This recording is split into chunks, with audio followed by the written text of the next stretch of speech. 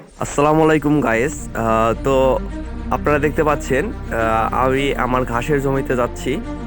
তো যারা গরু পালন করেন তাদের উদ্দেশ্যেই আজকে বিস্তারিত কিছু আলোচনা করব ইনশাল্লাহ। তো গরু পালন করার আগে কিংবা যারা করছেন তারা অবশ্যই জমিতে ঘাস চাষ করবেন। ঘাস যদি চাষ না করেন তাহলে কিন্তু আপনার গরুর ওজন এমনকি গরুর যে বংশবিস্তার সেটা কিন্তু তেমন দ্রুত হবে না। তো দেখতে পাচ্ছেন এটা আমার ঘাসের জমি।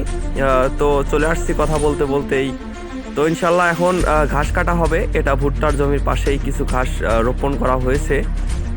আদারওয়াইজ আরও জায়গায় ঘাস চাষ করছি, কিন্তু এটা বড় হয়েছে, তার জন্য এইগুলো ঘাসগুলোই আগে ঘাসগুলো তোলা হবে ইনশাল্লাহ। কাটা হবে, কাঁচি দড়ি সবগুলোই নিয়ে আসছি। তো এখন ঘাসগুলো কাটা হবে।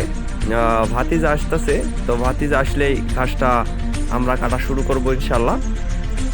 দেখতে পাচ্ছেন মূলত একজন ঘাস কাটলে আর একজন ভিডিও না করলে আপনাদের দেখানো পসিবল হয় না। তো কথা বলতে বলতেই ভাতিজা চলে আসছে। এখন ঘাসগুলো কাটা হবে ইনশাল্লাহ। ভাতিজা খুব ভালো ঘাস কাটে, সে ঘাস কাটায় পারদর্শী, খুব দ্রুত ঘাস কেটে ফেলে অনেক। দেখতে পাচ্ছেন ঘাসগুলো কাটা হচ্ছে। তো যারা গরু পালন করেন তারা অবশ্যই ঘাস চাষ করবেন। বিভিন্ন জাতের ঘাস বিভিন্ন এলাকায় পরিচিত এবং সেলিব্রিটি হয়ে থাকে।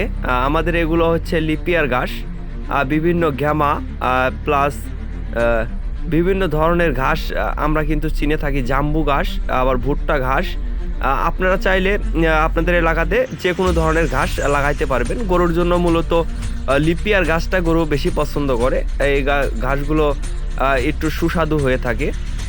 আবার আছে জাম্বু ঘাস, আবার অনেকে গ্যামা ঘাস রোপণ করে থাকে। গ্যামা ঘাসও মূলত মোটামুটি ভালোই, একবারে যে খারাপ তাও না। আপনারা চাইলে কিন্তু এগুলো করতে পারবেন।